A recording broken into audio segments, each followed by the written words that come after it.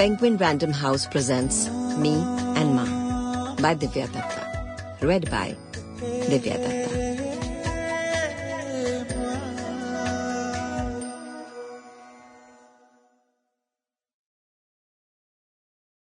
Forward, Not Without My Daughter by Shabana Azmi. They were inseparable.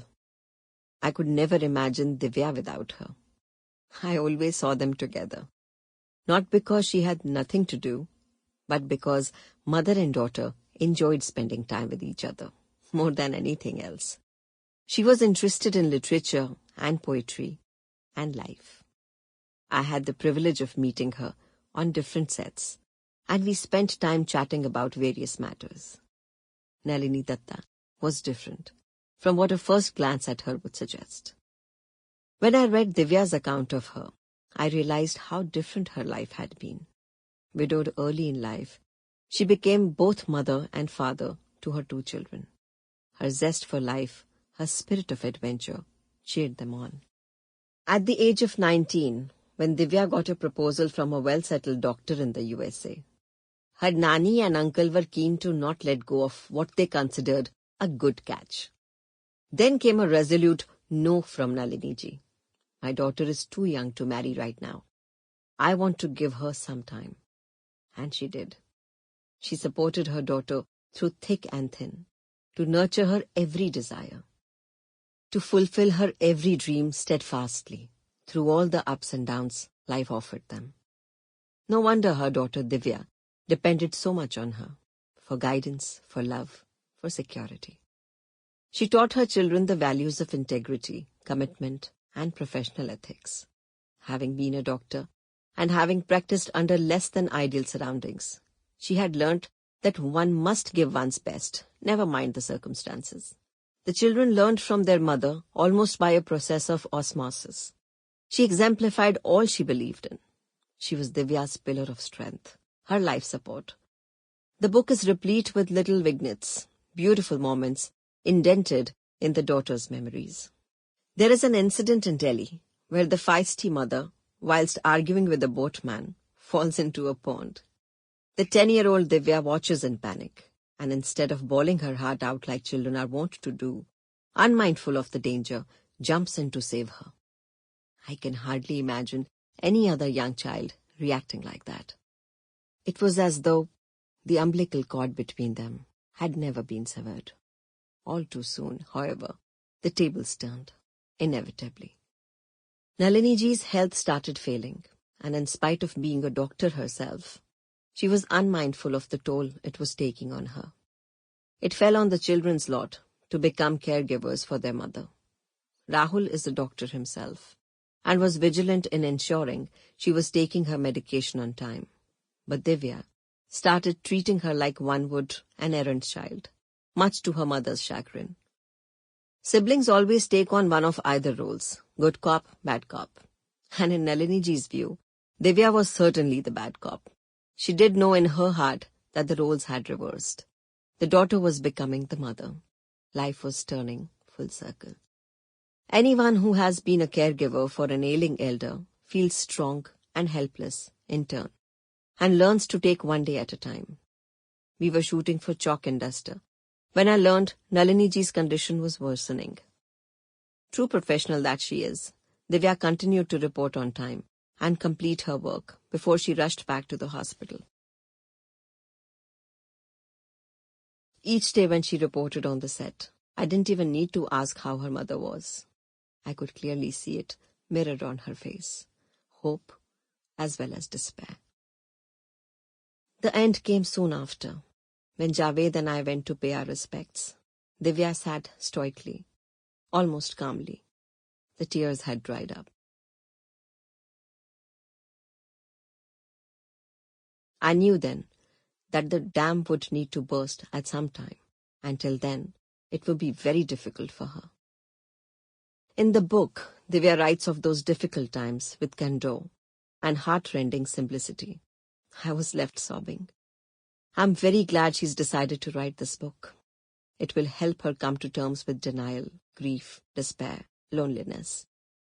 Finally, in the book, Divya ends with hope and strength, firm in the knowledge that her mother will always be with her. I remember Anis Jung's letter to me after my father passed away.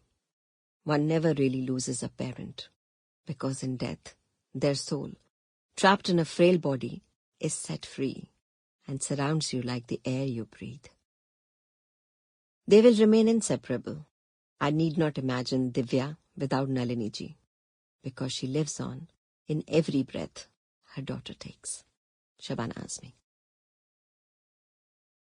It was a hot Monday afternoon, and my car stopped at the entrance of a plush Juhu building. It was the office of one of the most renowned directors of the film industry. I entered the office, and a bunch of people got up to greet me. It felt nice to see their smiling faces. I could feel that they were fond of me. I could feel that somewhere they acknowledged and appreciated my journey thus far, and their getting up was a mark of respect for that. The Indian film industry is huge. In spite of its vastness, everyone who's a part of it knows about the goings-on in the industry.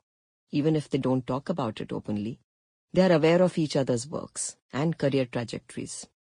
Acknowledging everyone, I sat down to hear the role, which was to be narrated by the director. I heard the story in absolute silence. After he was done, he said, "So we needed a strong woman for this role, and who better than you?" A smile appeared on my face. I wondered, when and how had I got this image? When and how had I become this strong? I used to be a timid child, always safe in the shadows of my parents. I had always hidden behind Ma's pallu. What had given me the strength to walk my own path? And then it struck me. It was Ma. She was the one who had held my hand as I had walked this difficult path, trying to find my space in this industry.